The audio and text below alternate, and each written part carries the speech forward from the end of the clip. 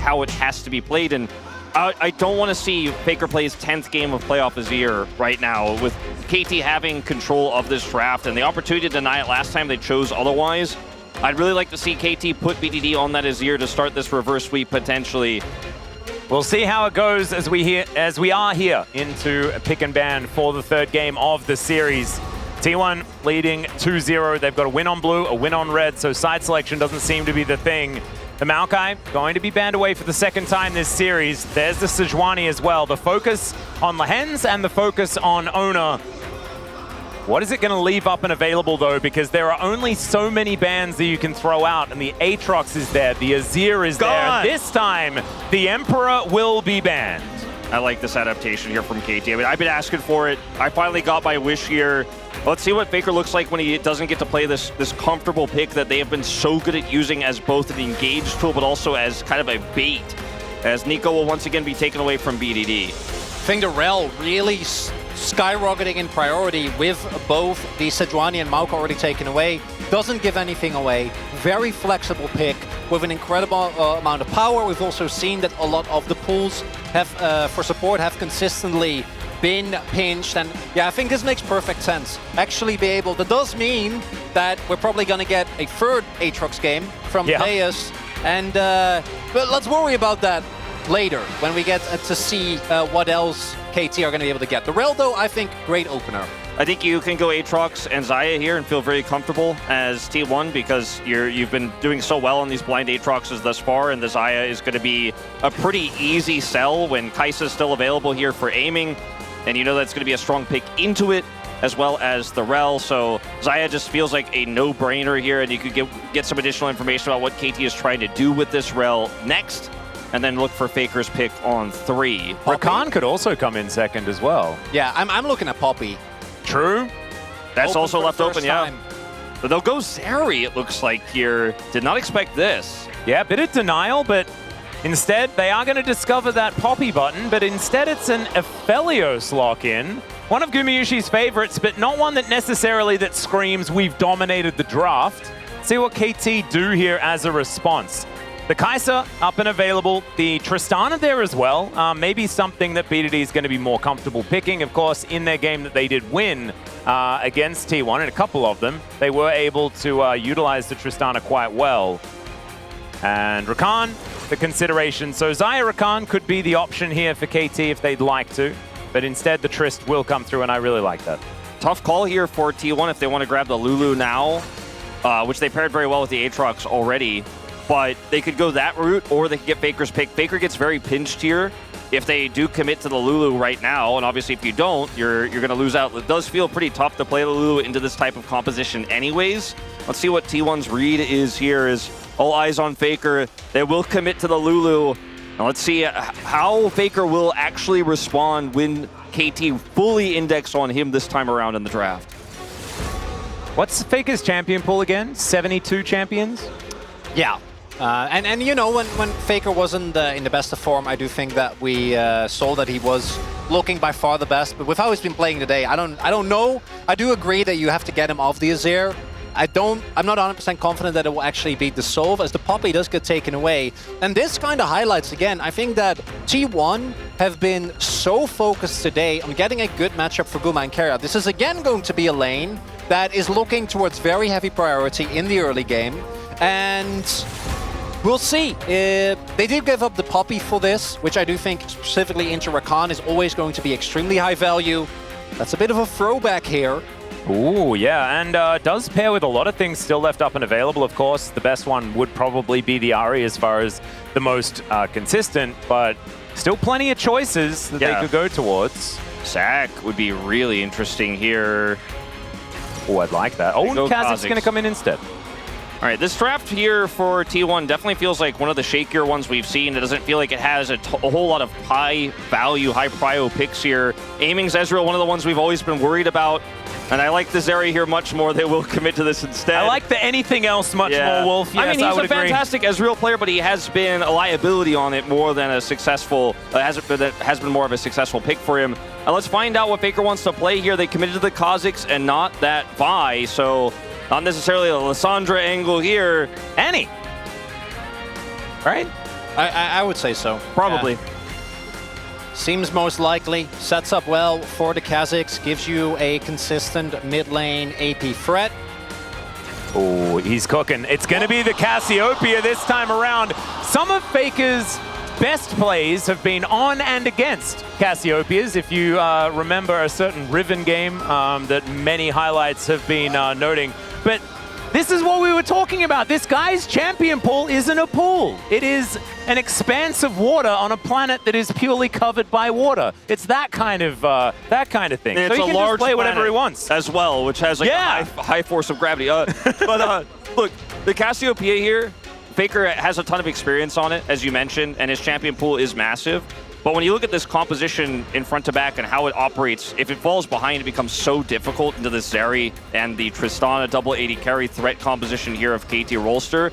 And I'm not ready to trust the Cassiopeia just because he's played it a bunch in the past and played against it, as you mentioned, has a lot of experience on this pick.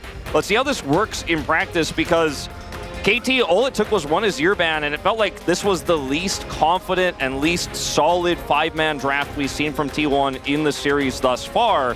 The Cassiopeia absolutely can work out into the Tristana. Well, let's see what happens on the Rift before we trust. Yeah, I think Cassiopeia into very dash-heavy, very short-range champions has the potential to be incredible, but we've seen this pick piloted, and a single misstep can mean that you just get jumped on and get taken down immediately, because you have very low mobility.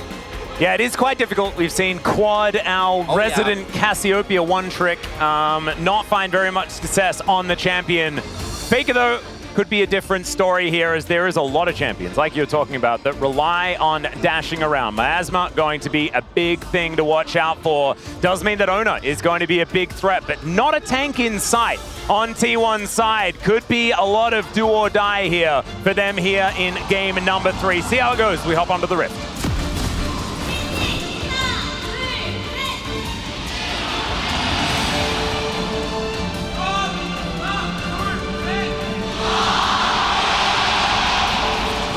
Whoa.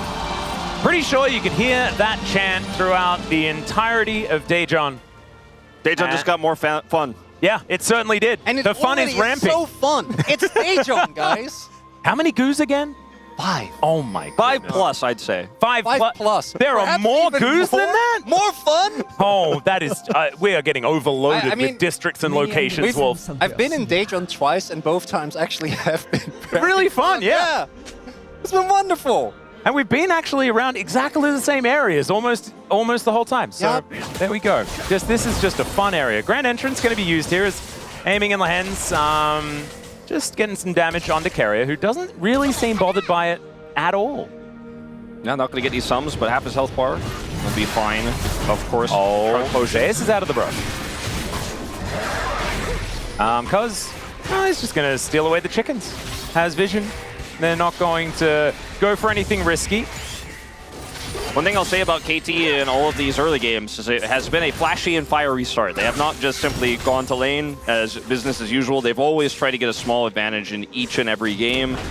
Lehen's obviously using his flash in game 2, backfiring a little bit, but this time getting some of Keria's health, getting some of those Raptors away from the Kazakhs to slow down this first strike. Futures market Kazakhs that wants to get some of that lethality online as soon as possible. Does feel really nice. All right, well, there's another engage as Lehen's just testing his eyes. And the thing that... Oh, okay, that's a tempo heal. Lehen's really, like you were talking about, playing with some gusto. Are we back in spring? I don't know. Yeah, the tempo heal level 1. Yeah, it's like level 2 control or die trying. Not going to be the case.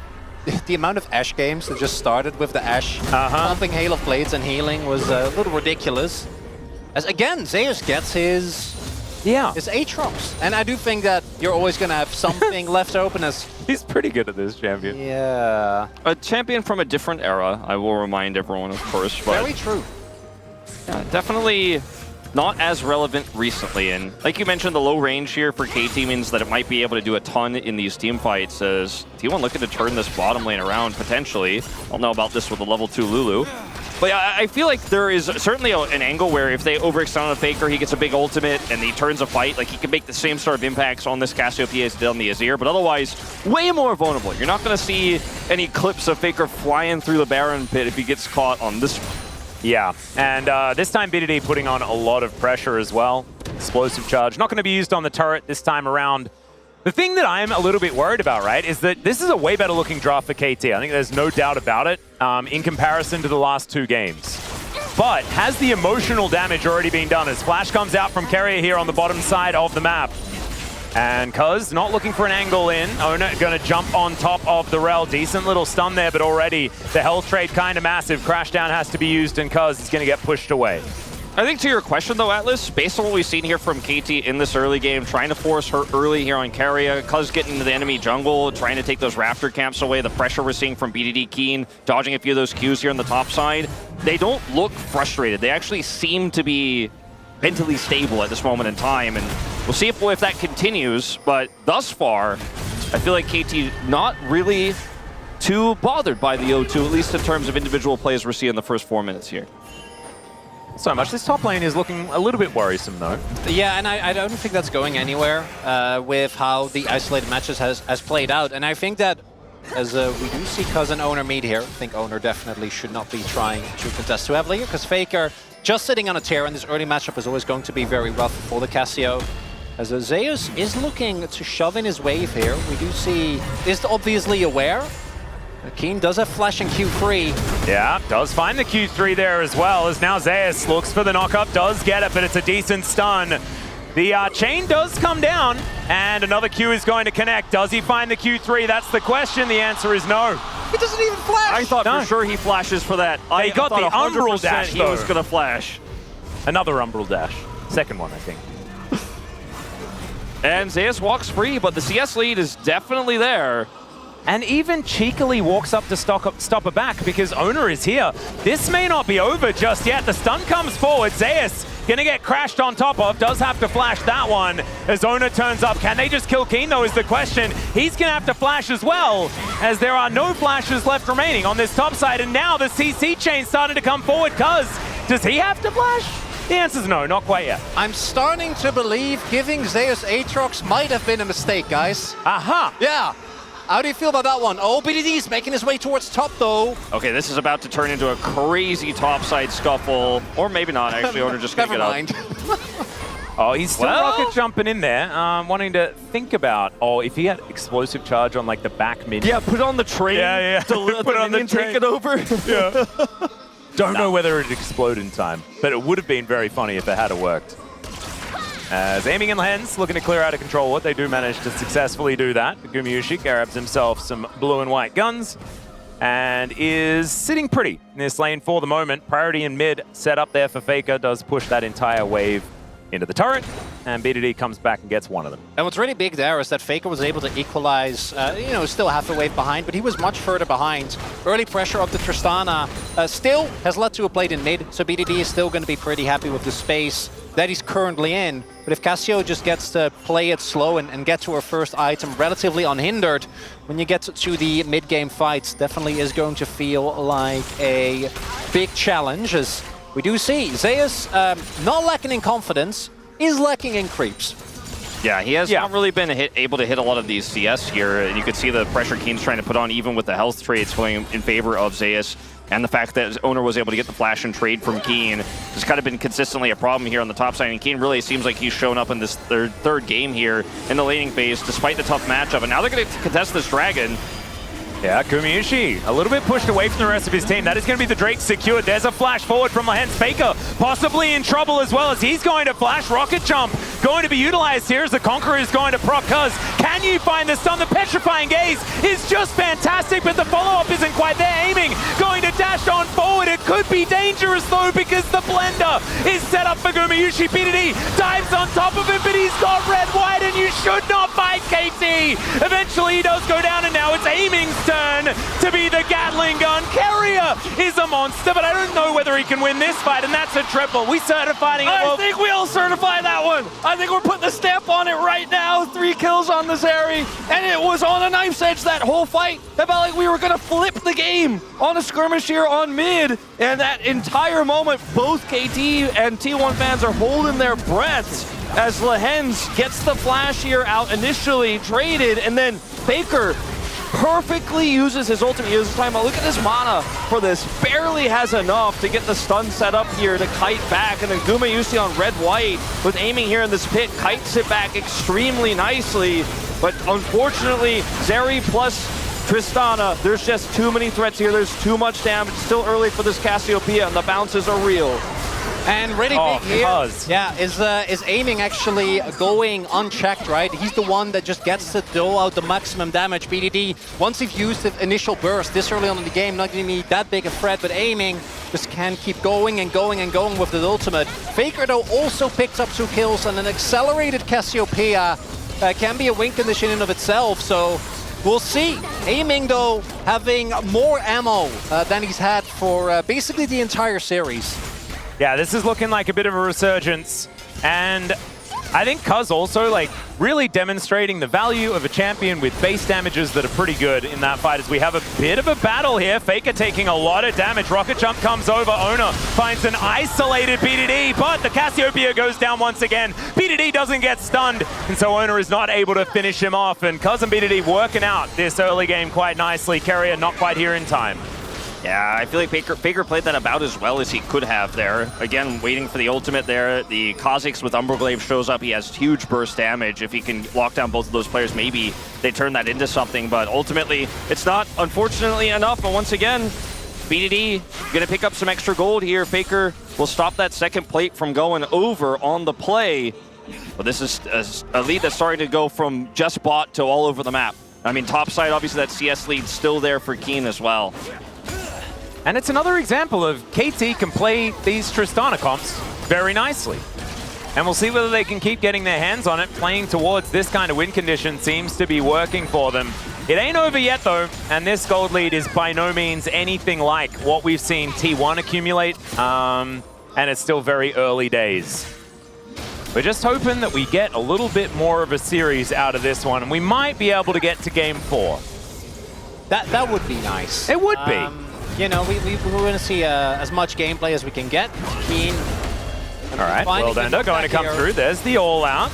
Zeus in a little bit of trouble. Keen just dishy-dashing around. I'll just trade some ultimates, and it looks like the top laners are just going to shake hands on that. I mean, look at the item advantage here for Keen. It's pretty huge. That all-out damage is pretty massive, and Zeus just has to respect it here. Yeah, he's got like... Zeus got some clothes, got some weapons, a shield, and some shoes. And Keen has a very large blue hand. It's really frustrating when those slows come through. It's hard to get away from the Q3, and that's, you know, exactly what Cassante wants to operate around. So it's a huge item spike here in the early laning phase. Oh man, that is very close. Jonas Strong, you going to show us that help? No? Okay. Keeping it a mystery. Yeah.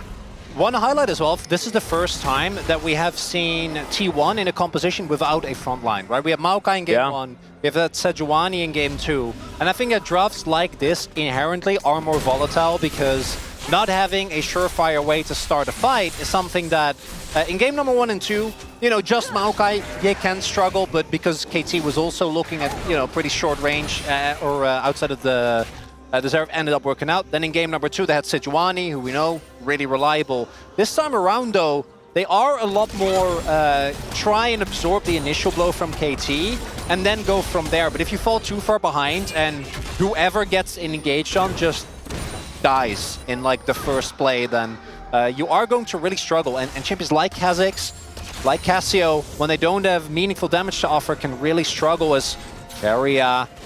I think they spotted Cuz there on that blue trinket. Should be aware. And Control Ward does go down, so Lehens gets the bad news that he was being watched the whole time.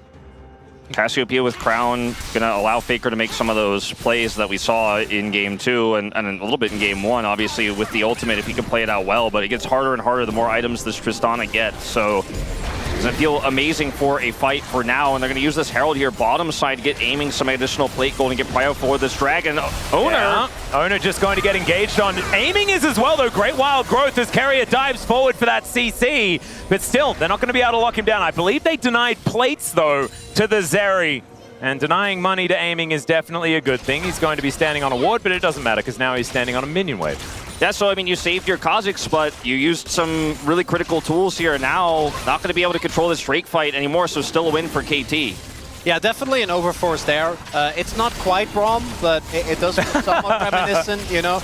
Keria's had 2 great games on the Lulu thus far, but in this one, we do see the limitations of the champion not really working out when you try to set up these proactive plays. And for T1, with the current game set, I think you're looking to just try and get to a point where you are able to withstand the initial blow. Once you have enough items, as KT, they're not going to give him the time, and I like this. Keep proactively pushing forward, zone Guma off those waves. And plays like this, I feel like, just aren't possible if you don't have the amount of mid control that BDD has had this entire game. But when you see, okay, support back, Zeri. Yeah. Sometimes, you know, sometimes Zeri. His Jet Set Radio future just out of the whole situation. So some, I mean, additional plate gold going over. That's huge. That might teleports be the down and this is Tristana. And yeah, this is right when the plates fall, and so therefore the turret's not going to be able to withstand this. T1 relying on the same thing here towards this bottom side, as I think the race should be won. Yeah, Tristana going to collect that first turret blood as Gumayusi takes a bit of damage, but they are still going to be able to equalize that turret count for now, as a potential engage as Lehens goes in, but goes out immediately. That was well played from Oner. Just knows he has the damage to take half of that Rakan's health bar essentially just at the press of a button, and that's going to be the end of that. But waves getting deleted in mid at the same time. Yeah, some speed ups coming through here. Another teleport to come down as Tristana's turning up. This Buster Shot could be deadly as Keria wants to get underneath the turret, but he's not going to be able to. BDD just explodes him, and aiming is going to solo kill Gumayusi, who is on relatively low health. Wanted to deny some assists, I guess. And KT, this is what we were kind of expecting from the beginning of the series, at least a few of us, to be able to actually fight back, right? To be able to create some early advantages. Would you guys say that the Azir ban has had an impact on this third game? Because I really feel like the fact that BDD gets this agency in mid and they can constantly pressure this bottom side makes this Aphelios feel so incredibly weak compared to what the Zeri could do. Zeri is so free, can escape so many of these situations, as we just saw. The teleport from Faker is nothing. Yeah. Zeri is big. And then you have, obviously, the ability to make teleport plays into successful ones if you're the Tristana in this game. Oh man, if Lehens had have stolen that with a Gleaming Quill, I would have declared the game over. There's no recovering from that. Gleaming Quill does too little damage. That not to do enough emotional damage. Does too much emotional damage. Yeah. I like the that might be a low in there, you know? The lower the damage of the ability, the bigger the emotional damage. It's like you're playing like full support Janna, and you like steal Baron with a Zephyr. With a level 1. So Faker, after the turret race, so many minions were actually pushed into the turret here, and Faker had to go deal with that. And so BDD's just like, cool, well, they're trying to hold turret bottom. I'm going to stop that. I'm going to go ahead and teleport, as this also isn't going to hit.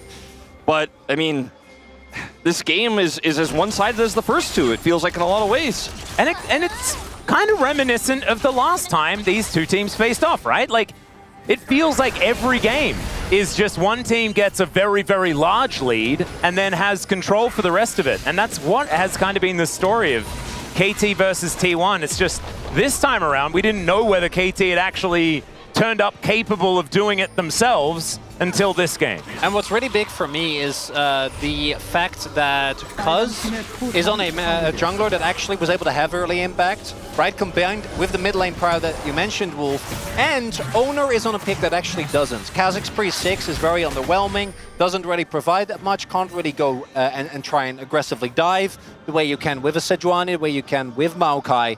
And it's led to a situation where T1 have now lost all semblance of control, and it does kind of feel like it will have to come down to KT making a big mistake, right? Over-investing into an engage into the waiting arms of a Cassiopeia or an Aatrox that somehow gets a big play as Faker. He's going to get jumped on here by BDD. The explosive charge is starting to stack up, and now Faker doesn't really have a tower to go back to. You can see KT spacing, trying not to give him that petrifying gaze angle. He may find it there as BDD just sidesteps. That was gorgeous. I thought he was actually facing him, but no.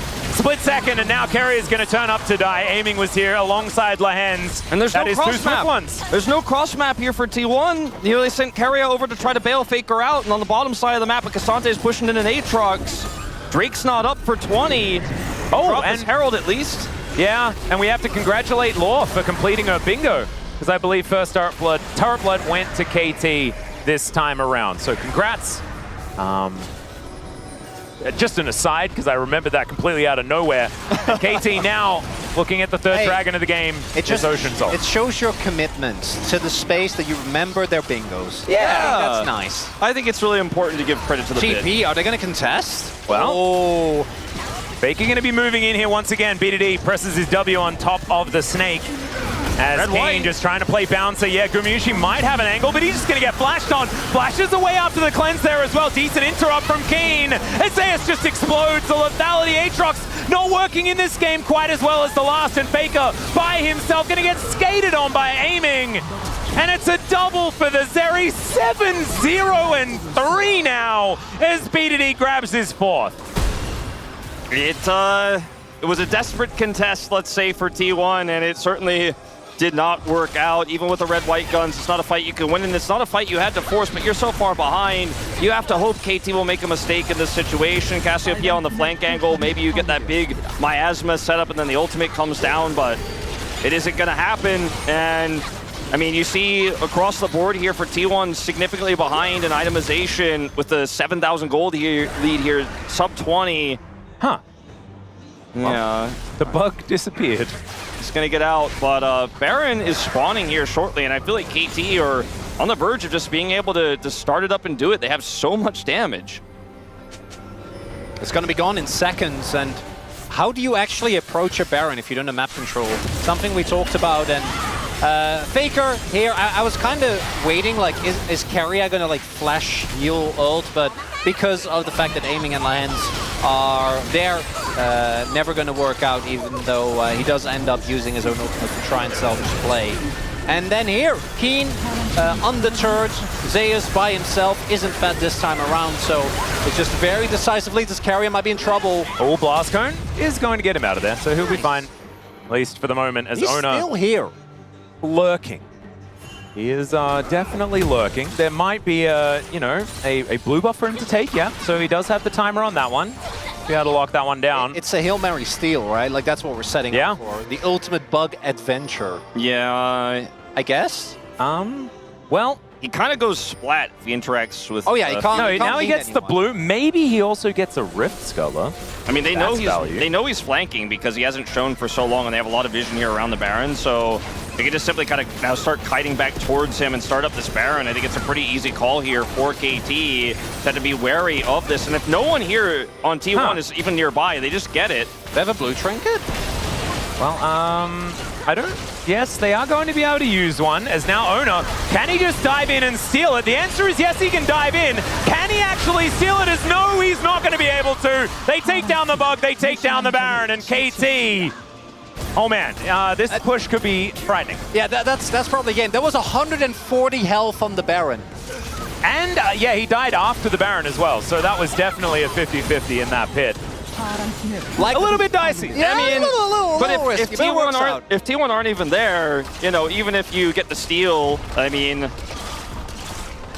you're going to die no matter what. It's a desperation play. Obviously, if you get the steal, it's amazing, but T1 didn't set him up for that one. He just did it on his own, right? And if you get it, it's testament to you, but it's also kind of like a bit of a eyebrow you'll raise at KT. But it's not going to save the state of the game here. I don't know what will, honestly, for T1 at this point in time, as C comes in here, and look at the positioning of Lehens. He's like, no one is here. They see Faker, obviously, as well, and he's just chain CC'd, and yet still, it's as close as it is. That was obscenely close. If he jumps in half a second later, they actually... Because they immediately, really good response as well, they're from KT. Immediately, the moment he jumps in, no one damage. There's no Ezreal or anything that can actually get... As I'm pretty sure Oner is about to be collapsed on and be in deep trouble again. Or he... Okay, who wins this fight? As he is going to go invisible, aiming, looking for some burst fires, does manage to find him, jumps on top of the bug, and the burst fire not going to be outplayed this time. Aiming grabs the kill onto the Kazakhs. As it turns out, he doesn't have to click on you to hurt you.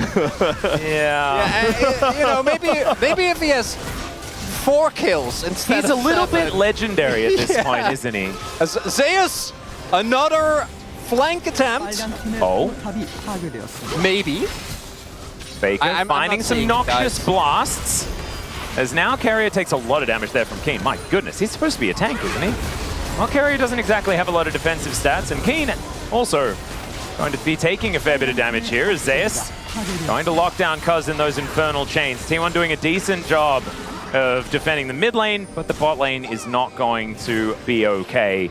17 seconds on this. Drake teleport in here from Keen towards the top side of the map. Went back, got his health bar, and he's going to continue putting on this pressure.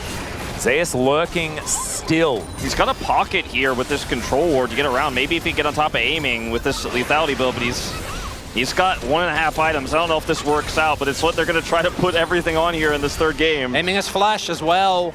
They have Wild Growth and the Petrifying Gaze. There was a potential wombo attempt available. Problem is that KT is sort of settling into this 4-1 instead of trying to start some sort of fight that T1 might be able to capitalize on. I like the safety that they're playing around. Not giving T1 any of these angles as Zeus gonna have to go. They're gonna try and defend their base. It's difficult to walk all the way in though into the defensive line. Crash down now on cooldown. KT move towards the top lane as Zeus going to give away his position. Cuz taking a lot of damage. He does Magnet Storm as now BDD in the back line. Cuz is going to escape and T1, they just disengage. They just don't have the damage. They don't have the items. They can't take down Cuz with Aftershock. Way too tanky. Second inhibitor falls and T1. There isn't enough money in their pockets to keep this base up. Yeah, there just isn't. And they got the Rel ultimate. You know, you got that. But otherwise, no one else commits anything to the fight here for KT. So they could just kind of back off here as the Baron expires and go ahead and take the Dragon here, which will be a sole point for them on this Ocean Soul, and then can group up to take the next Baron in 2 minutes. I mean, they just have so much control. They have... The fact is, like, Kha'Zix and an Aatrox have been trying to flank this game away, steal the series away, just say, okay, well, I'm just going to 3-0 this, actually. It looked like you guys were coming back, but no. We'll steal this with a really cool flank, with a really cool collapse. But KT are just respecting it so much. And they're 0-2 in this series. They're not going to make a mistake. They're not going to be sloppy. They're not going to be careless. And that is great to see, because there has been a little bit of sloppy and careless throughout this series, but not in the deciding game. They are going to grab themselves Soul Point here as well. And it's not the deciding game for T1. I actually really want to commend T1 for where they're taking the risks, because you can, in a Game 3 when you've got match point, right? Like, this is where you can be like, well, guys, I have this idea of how we can tear apart this draft. If we get the snowball, then it's going to be great. That's when you can take those sort of risks. And they've got a few buffer games. It's also for KT. This is a great start. I think the real test is the next game when you go back to red side. But they looked like, obviously, I think the draft here from T1 is a little rough. KT's draft is great. Actually prioritizing the Rel ends up working out very well. But my main thing is the play looks better. And that gives me hope that maybe this is going all the way. This is going the distance. Because without a play look before, even with a great draft, I didn't really have that much faith in KT. But in this game, looking a lot better. Third inhibitor going down. There's almost no coming back from that one. Yeah, this is getting real dangerous. And I think KT probably more content on dotting the I's and crossing the T's, making sure this one works out. There's no isolation for BDD as Lehens is going to turn up. Decent little knock up there as the Infernal Chains will be broken. Keen just keeping Gumayusi busy where he can. T1 not going to take this lying down, right? They are going to make KT work for it. But with 3 inhibitors down, it is so difficult to hold them off. In 15, and it's just so tough. All right. Possible angle, but no. Cuz is so tanky. There's a Flash Magnet Storm as the dive in from Lehens is fantastic. Charms them all up. The 2-man Q from Keen as well as they lock down the Aphelios. He's the key target. BDD creating chaos as well. And both of the damage dealers will be taken out outside of Faker, who is going to have to ult and flash away from this one. And now Nexus turrets will be torn apart. And maybe we've got a series on our hands as KT will come alive and take game number 3 to deny the 3-0 sweep from T1. Some good draft adaptation is all they need. And